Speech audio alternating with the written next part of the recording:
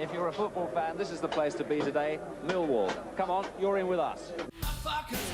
This is the sound of Millwall. This is the sound of Millwall. This is the sound of Millwall. This is the sound of Millwall. Shut the fuck up. This is the sound of Millwall. Good afternoon from sunny Southern California. My name is Noah Snyder. I am one half of the Red Half of Sheffield podcast. We are a podcast by two American Blades supporters, and I have a few questions here to answer about our upcoming match against Millwall. That's this Saturday, a 3 p.m. British summertime start. So the first question that y'all have asked me is, how do I expect it to go for Sheffield United this season? And to be honest, without Morgan Gibbs-White, prior to the transfer window being open, I would have said between 8th and 10th. Considering who we brought in at this point between Kadra, Tommy Doyle, McAtee, Anel Ahmedhodzic, I believe that we're better on paper than we were last year. And it really depends on if we can get Rian Brewster and Iliman Ndiaye going this season. We're going to need both of those lads to get between 20 and 30 goal contributions, whether it be goals or assists, if we want to challenge for the playoffs or automatic promotion. Do we have the right manager? Well, Paul Heckingbottom did an amazing job last season. It's our hope that he has the same magic and that he can get us back to, at the very least, the place where we finished last year, which was 5th. I think he's the right man for the job. I think the supporters believe in him, and I think he's got the confidence of the players as well. So yes, Paul Heckingbottom, he's been one of our better managers that we've had over the last 15 years.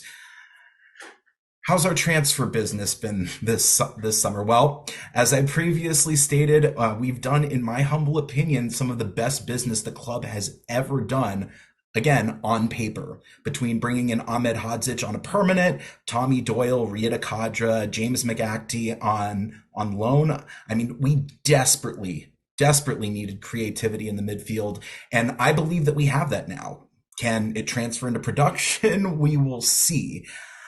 Our key player, Iliman Ndiaye, has to be. I mean, he got 70 minutes versus Watford and was far and away our best player, and he needs to have a good season. I mean, he should have a good season. Who do we need to watch out for? Who do you lot need to watch out for? Millwall. Ahmedhodzic is going to have his first test on Saturday. He's a big lad who distributes the ball well from the back. Obviously, Rita Kadra, Iliman Ndiaye, Rian Brewster, should be lined up to start the game. I have them in my starting 11, and all of them are dangerous with the ball at their feet. And if Brewster can make good runs, he can get in behind defenses and produce.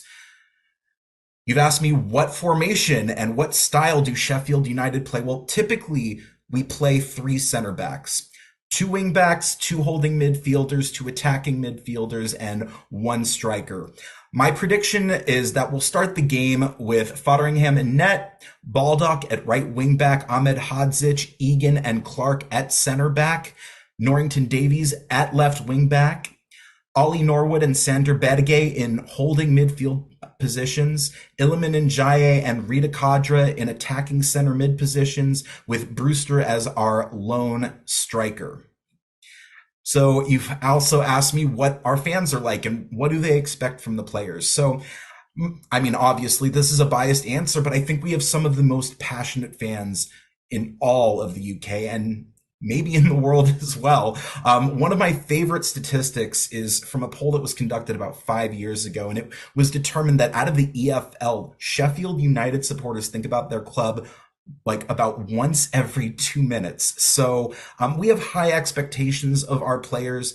We want them to do well, and we're not afraid to get on their backs when they don't. I'm definitely guilty of that, as are a lot of other Sheffield United supporters. But overall, love the passion from the fans. It's one of the things that drew me to the club to begin with. How do we think the game is going to go, and what is our prediction for the result?